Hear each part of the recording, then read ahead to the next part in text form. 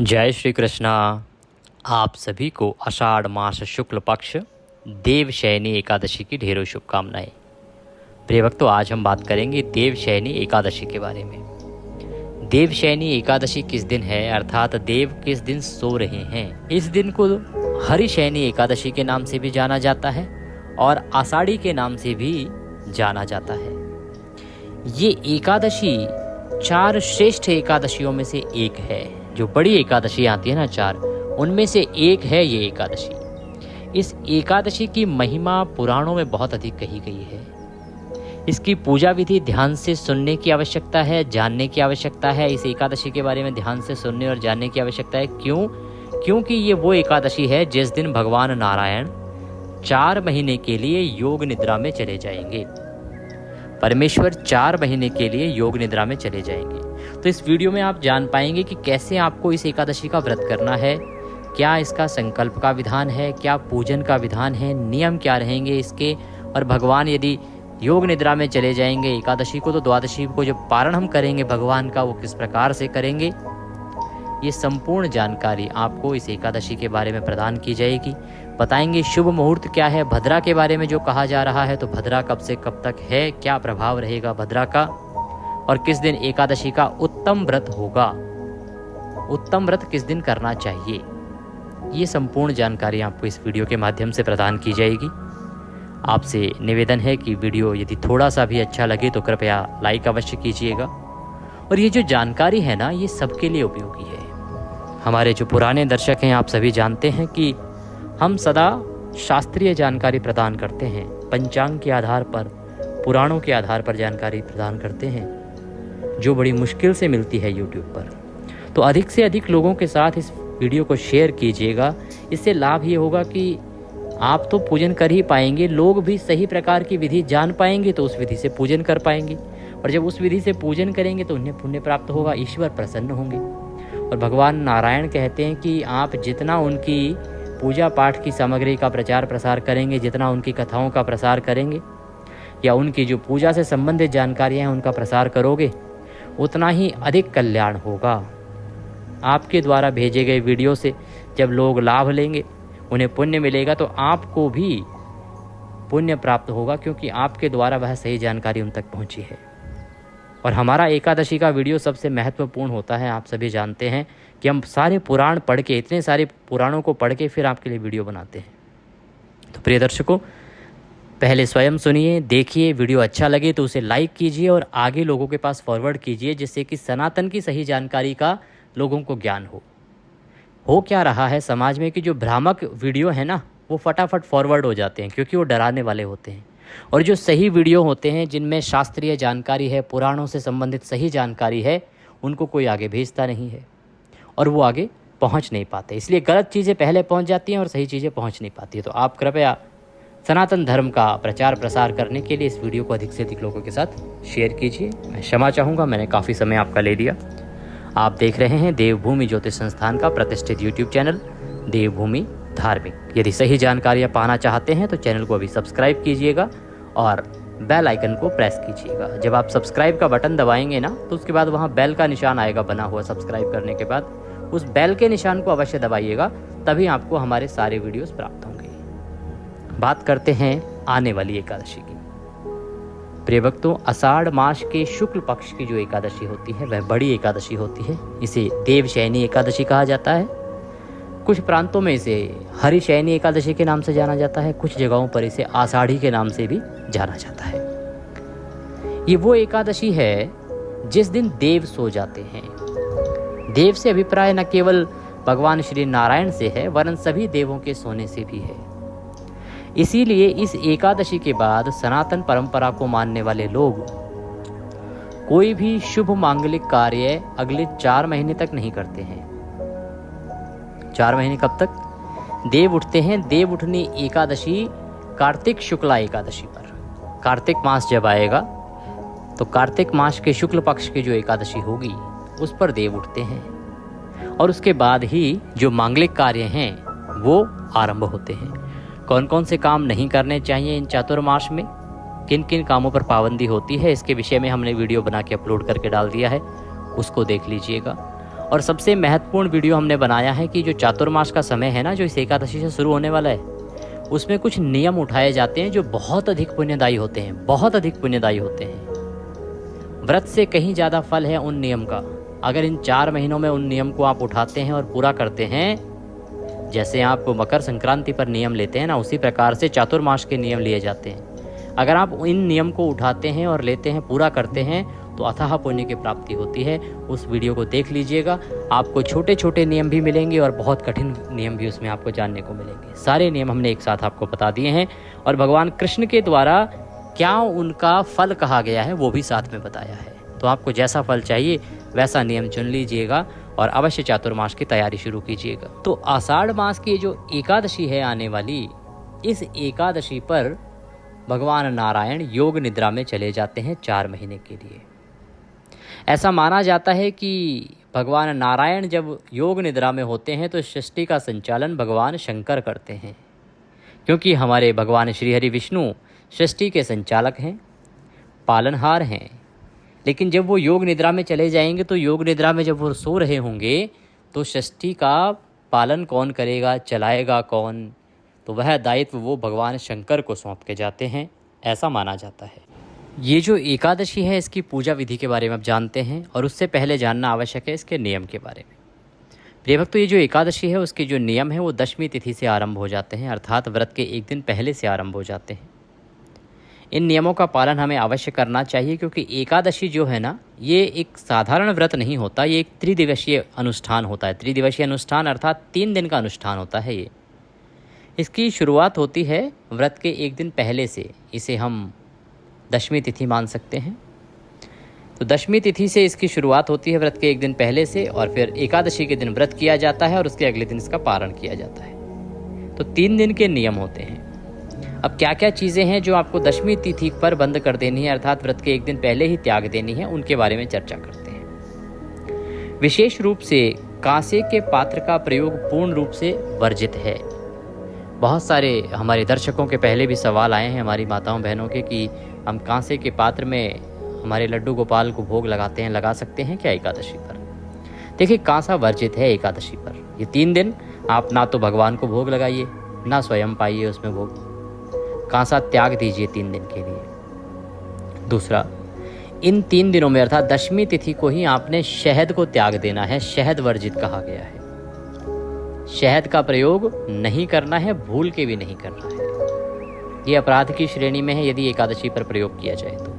यहाँ तक कि हम एकादशी पर जो पंचामृत बनाते हैं भगवान को स्नान कराने के लिए, उसमें भी हम शहद का प्रयोग नहीं कर सकते हैं, शहद वर्जित है।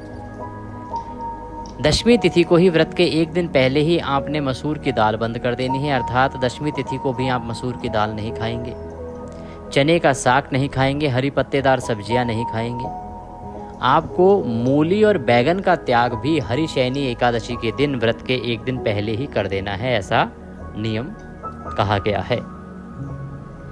बहुत सारे ऐसे भक्तगण हैं जो मदिरा पान करते हैं और मांसाहार करते हैं, परंतु एकादशी का व्रत भी करते हैं। तो ऐसे जितने भी लोग हैं वो भी मदिरा पान अर्थात मदिरा और मांसाहार दोनों को व्रत के एक दिन पहले ही त्याग दें। ऐसा नहीं कि आप कल व्रत कर रहे हैं और आज खूब सारा खा रहे हैं पी रहे हैं, नहीं, ऐसा नहीं होना चाहिए।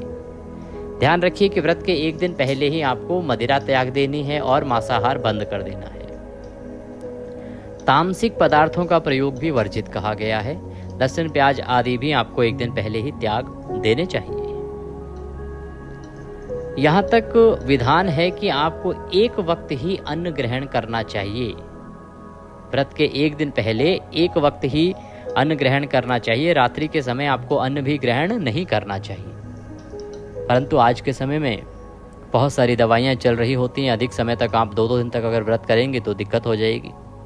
इसीलिए आप रात्रि को आहार तो लीजिए, अन्न तो ग्रहण कर लीजिए, परंतु शुद्धि का ध्यान रखिए। लहसुन प्याज आदि का प्रयोग ना कीजिएगा। इस प्रकार से आपको व्रत के एक दिन पहले का दिन व्यतीत करना है और इन नियमों को धारण कर लेना है जो कि पारण तक आपके साथ रहेंगे। ब्रह्मचर्य का पालन भी आपको व्रत के एक दिन पहले ही धारण कर लेना है और ये ब्रह्मचर्य का पालन आपको पारण तक रखना है। इसका ध्यान दीजिएगा। इससे संबंधित भी हमारे कुछ भाई बंधु माताओं बहनों के प्रश्न पहले भी आते रहे हैं कि इसमें किसी प्रकार की कोताही ना बरतें। ब्रह्मचर्य अनिवार्य नियम है और इसको अनिवार्य रूप से पालन किया जाना चाहिए। तो ध्यान दीजिएगा कि आप ब्रह्मचर्य दशमी तिथि को धारण कर लेंगे व्रत के एक दिन पहले, और उसके बाद पारण तक ब्रह्मचर्य का पालन कीजिए। इन नियमों का पालन करते हुए दशमी तिथि अर्थात व्रत के एक दिन पहले रात्रि को आप दंत धावन करके सोइएगा, जिससे कि मुंह में किसी भी प्रकार का अन्न आदि का दाना ना रहे।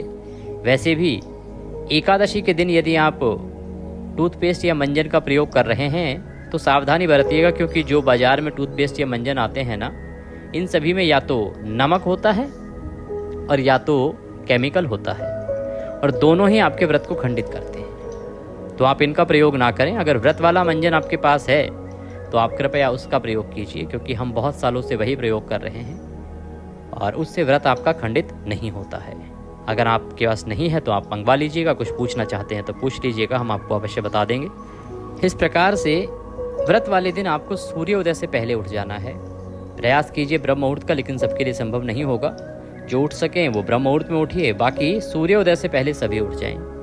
उठने के बाद स्नान करेंगे। स्नान में प्रयास कीजिए अगर पवित्र गंगा स्नान कर सकें तो उत्तम रहेगा। जो कुछ प्रमुख तिथियां हैं, पूर्णिमा, अमावस्या और एकादशी, इन पर तो गंगा स्नान प्रमुख रूप से कहा गया है। तो अगर आप करते हैं तो कल्याणकारी है।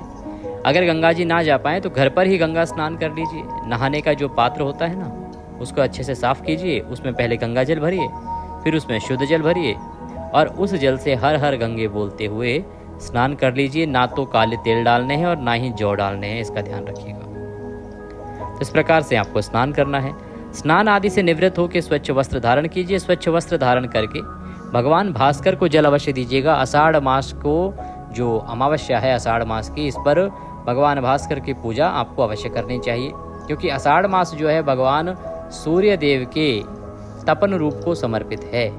इसीलिए आपको जल देना चाहिए भगवान सूर्य देव को और मंत्र बोलना चाहिए ओम रवये नमः। इस प्रकार से सूर्य देव की आराधना कीजिए। सूर्य देव को जल देने के बाद आपका जो पूजा स्थल है, जहां आप पूजन आदि करते हैं, वहां पे आसन लगा के बैठ जाइए।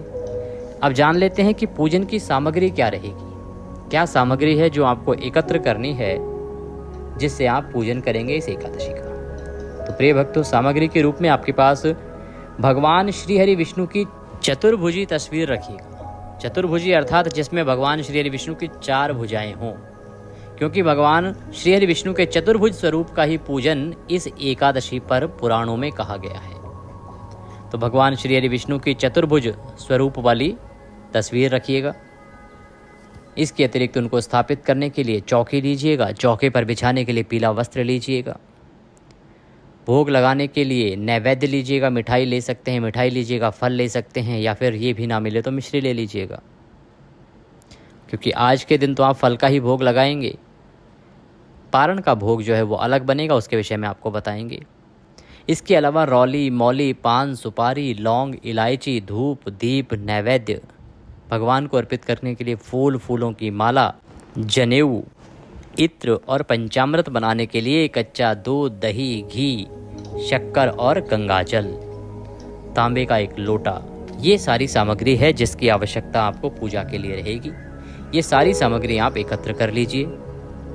एकत्र करके और आसन लगा के बैठ जाइए। अब हम पूजन के लिए आगे बढ़ रहे हैं। संकल्प करते हुए पूजन आरंभ करेंगे। तांबे का जो लोटा है उसमें पहले गंगाजल भरिए, गंगाजल भर के फिर शुद्ध जल भरिए। सारी सामग्री एकत्र कीजिए और आपका जो पूजा स्थल है वहाँ की साफ सफाई करके आसन लगा के बैठ जाइए। हम भगवान की स्थापना करते हुए पूजन आरंभ करेंगे। सबसे पहले तांबे के लोटे में जो जल भरा है उस जल को पुष्प के माध्यम से एक फूल लीजिए और फूल के द्वारा उस सभी स्थानों पर जहाँ आपने पूजन करना है, पूजा के स्थान पर जहाँ आपने सामग्री रखी है उस सामग्री पर उस जल के छींटे दीजिए। इससे हम स्थान का पवित्रीकरण करेंगे और सामग्री का भी पवित्रीकरण करेंगे। ओम पवित्र हो पवित्रवांग सर्वांग वस्थांगतो पिवाम यह स्मरेथ पुंडरीकाक्षम सभयंतरः शुचिः ओम। इस प्रकार से आपने स्थान का शुद्धिकरण किया है और इस प्रकार से आपने सामग्री का शुद्धिकरण किया है। अब चौकी लीजिए, चौकी को बिछाइए, उस पे पीला वस्त्र बिछाइए। अपने हाथ धो लीजिए, अपने सीधे हाथ पे जल लीजिए। जो लोटे में जल भरा है तो एक चम्मच के द्वारा जल लीजिए अपने हाथ पे और हाथ धो लीजिए। हस्तो प्रक्षालनम।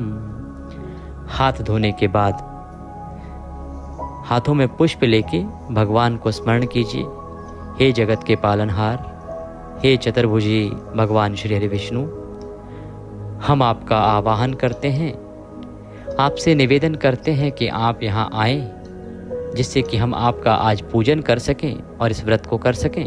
प्रभु, हम ये पुष्प आपको आसन के रूप में अर्पित कर रहे हैं। इन पुष्प को आसन के रूप में स्वीकार करें और यहाँ विराजमान हो। ऐसे निवेदन करते हुए पुष्प वहाँ पे रख दीजिए, अर्पित कर दीजिए भगवान को। भगवान की तस्वीर स्थापित कर दीजिए। उनके सीधे हाथ की ओर घी का दिया और धूप रख दीजिए। धूप और दीप को प्रज्वलित कर दीजिए। अब आप हाथ धो लीजिए, सीधे हाथ पे जल लीजिए, हाथ धो लीजिए। एक एक मंत्र पर एक एक चम्मच जल आपने ग्रहण करना है, आपको पीना है। एक एक चम्मच जल एक एक मंत्र पर, इसे आचमनी कहते हैं। ओम माधवाय नमः, जल लीजिए, पी जाइए। ओम केशवाय नमः, सीधे हाथ पे जल लीजिए, पी जाइए। ओम नारायणाय नमः, जल लीजिए, पी जाइए। ओम ऋषिकेशाय नमो नमः, हस्तो प्रक्षालनम। हाथ पे जल लीजिए, हाथ धो लीजिए।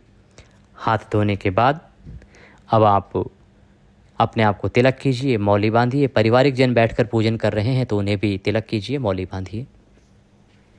व्रत का संकल्प करने के लिए अपने सीधे हाथ में जल लीजिए और 1 रुपये का सिक्का दक्षिणा के रूप में कम से कम रखिए। 3 बार बोलिए ओम श्री विष्णु, ओम श्री विष्णु, ओम श्री विष्णु।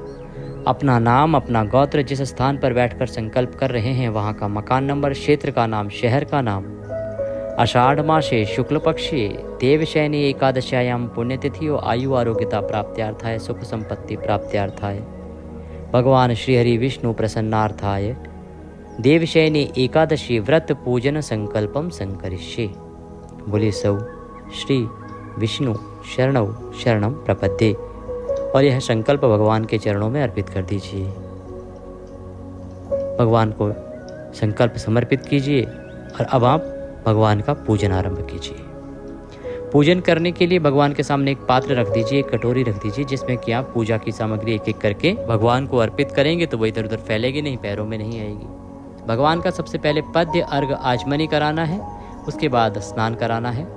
तो एक एक मंत्र पर एक एक चम्मच जल भगवान को अर्पित कीजिए। ओम भूर्भुवस्वः चतुर्भुजरूपी विष्णु देवताभ्याम नमः।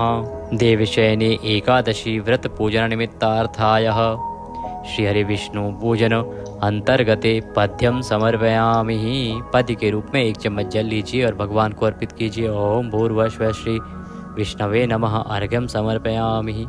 ओम भूर्भुवस्वः श्री नारायणाय नमः, आचमनीम समर्पयामि। भगवान को स्नान कराएंगे। स्नान कराने के लिए 1 चम्मच जल लीजिएगा, जल लेके भगवान को अर्पित कीजिएगा। ओम भूर्भुवस्वः श्री विष्णवे नमः, स्नान निमित्तार्थाय जलम समर्पयामि। स्नान कराने के बाद अब भगवान को पंचामृत से स्नान कराएंगे। पंचामृत बनाइए, कच्चा दूध, दही, घी, शक्कर और गंगा जल मिला के पंचामृत बनाइए। पंचामृत भगवान को अर्पित कीजिए। पंचामृत कैसे अर्पित करेंगे? फूल पर लगा लीजिएगा और फूल के माध्यम से पंचामृत अर्पित कीजिएगा। ओम भूर्भुवस्वः श्री विष्णवे नमः, पंचामृत स्नान निमित्तार्थाय पंचामृतम समर्पयामि। पंचामृत से स्नान के बाद शुद्धोदक स्नान कराएंगे, शुद्ध जल से स्नान कराएंगे। ओम भूर्भुवस्वः श्री विष्णवे नमः, शुद्धोदक स्नान निमित्तार्थाय शुद्ध जलम समर्पयामि। अब भगवान को वस्त्र अर्पित कीजिए। वस्त्र के रूप में मौली का एक टुकड़ा तोड़िए और वह भगवान को अर्पित कीजिएगा। ओम भूर्भुवस्वः श्री नारायणाय नमः, वस्त्रम समर्पयामि। वस्त्रम उपवस्त्रम यज्ञोपवीतम। यज्ञोपवीत लीजिए, जनेऊ लीजिए, उस पर रौली कुमकुम आदि का तिलक कर लीजिएगा, फिर अर्पित कीजिएगा। ओम भूर्भुवस्वः श्री विष्णवे नमः, यज्ञोपवीतम समर्पयामि। यज्ञोपवीत अर्पित करके भगवान को इत्र अर्पित करेंगे। इत्र को आप फूल पर लगा लीजिए या रुई पर लगा लीजिए और अर्पित कीजिए। ओम भूर्भुवस्वः श्री नारायणाय नमः, इत्रम समर्पयामि। इत्र अर्पित करने के बाद भगवान को तिलक लगाइए। ओम भूर्भुवस्वः श्री नारायणाय नमः, तिलकम समर्पयामि। तिलकम तिलकांत्यक्षतम पान्तु पुष्पाणि पान्तु। पुष्प अर्पित कीजिए, फूलों की माला पहनाइए। ओम भूर्भुवस्वः श्री विष्णवे नमः, पुष्पम समर्पयामि। पुष्प अर्पित करके भगवान को धूप दिखाइए, दीप दिखाइए। ओम भूर्भुवस्वः श्री नारायणाय नमः धूपम अर्पयामि। ओम भूर्भुवः श्री विष्णवे नमः दीपम दर्शयामि। धूप दीप दिखा के नैवेद्य अर्पित करेंगे। नैवेद्य के रूप में आपके पास कोई फल है तो फल अर्पित कीजिए, मिठाई है पीले रंग की वह अर्पित कीजिए, अन्यथा मिश्री अर्पित कर सकते हैं। ओम भूर्भुवः श्री विष्णवे नमः नैवेद्यम समर्पयामि। नैवेद्य अर्पित करके भगवान को जलाचमनी कराएंगे। ओम भूर्भुवः श्री विष्णवे नमः जलाचमनिम समर्पयामि। 1 चम्मच जल लीजिए, अर्पित कीजिए भगवान को। जलाचमनी करने के बाद तांबूल अर्पित किया जाता है। तांबूल के लिए एक पान का पत्ता लीजिए, उस पर 2 लौंग, 2 इलायची और 1 सुपारी रखिए और वह भगवान को अर्पित कीजिए। ओम भूर्भुवः श्री विष्णवे नमः तांबूलम समर्पयामि। तांबूलम पूंगी फलम शुभ दक्षिणायाम शुभदो वरदो भवः। तांबूल अर्पित करने के बाद भगवान को दक्षिणा अर्पित करेंगे। जो भी दक्षिणा अर्पित करना चाहते हैं हाथ में दक्षिणा लीजिए। ओम भूर्भुवः श्री विष्णवे नमः शुभ दक्षिणायाम समर्पयामि। दक्षिणा अर्पित कीजिए, हाथ जोड़ के भगवान को नमस्कार कीजिए। अब आपने एकादशी की कथा सुननी है। एकादशी की कथा सुननी है। इस एकादशी पे 2 कथाएं होंगी, ध्यान रखिएगा। एक एकादशी की कथा होगी देवशयनी एकादशी की, एक चातुर्मास्य एकादशी की कथा होगी। दोनों कथाएं आपको एक साथ सुननी है और हम दोनों कथाएं आपको यहाँ पर सुनाने वाले हैं, क्योंकि दोनों ही कथाओं को पुराणों में वर्णित किया गया है। इन कथाओं के माध्यम से आप आने वाले 4 महीनों की जानकारी भी पा पाएंगे, इसलिए इन कथाओं को अवश्य सुनिएगा। साथ में आपको विष्णु सहस्त्र नाम का श्रवण करना है। संभव हो तो नारायण रक्षा कवच भी सुन लीजिएगा।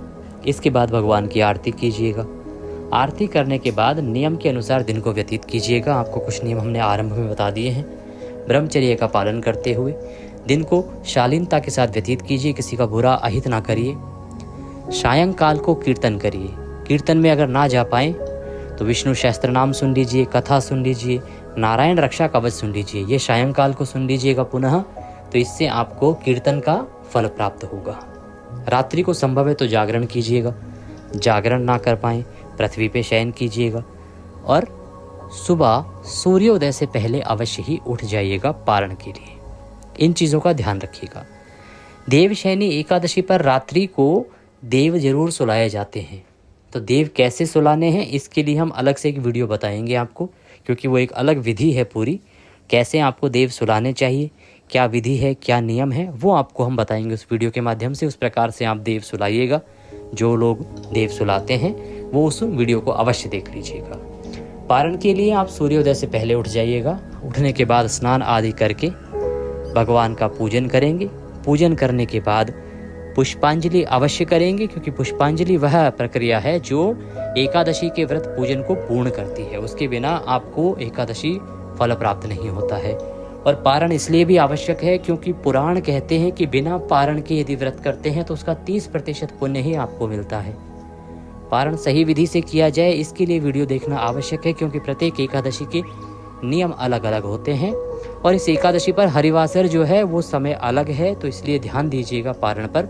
उसकी जानकारी हम आपको देंगे कि कब पारण करना है, क्या विधि है, क्या नियम है।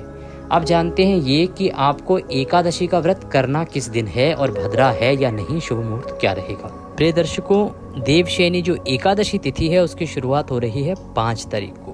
5 जुलाई को एकादशी शुरू होगी शाम को 6:58 पर और 6 जुलाई को एकादशी तिथि समाप्त हो जाएगी रात्रि को 9:15 पर।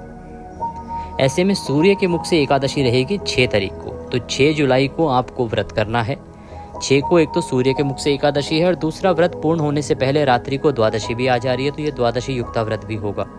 उत्तम व्रत रहेगा, श्रेष्ठ व्रत रहेगा। 6 तारीख को देव सुलाने हैं रात्रि को और 6 तारीख को ही व्रत है। हाँ, इस दिन भद्रा है। भद्रा का समय रहेगा सुबह 8:07 से और रात्रि को 21:15, अर्थात जब तक एकादशी रहेगी तब तक। अब संशय ये कि क्या हमें पूजन करना चाहिए कि नहीं। वृश्चिक की भद्रा है, आप पूजन कर लीजिएगा, किसी प्रकार का कोई दोष इसमें नहीं रहेगा। अगर आप चाहते हैं भद्रा रहित काल में ही करना है तो 8:07 से पहले पूजा कर लीजिएगा, 5:30 से और 8:07 के पहले पूजन कर लीजिएगा, भद्रा रहित काल रहेगा। ये थी जानकारी एकादशी के बारे में। जानकारी थोड़ी भी अच्छी लगे तो लाइक अवश्य कीजिएगा, कमेंट बॉक्स में लिखिएगा जय श्री हरि। चैनल पर नए हैं तो सब्सक्राइब करते जाइएगा और कृपया शेयर अवश्य कीजिएगा। नारायण सब पर कृपा करें। हरे कृष्ण।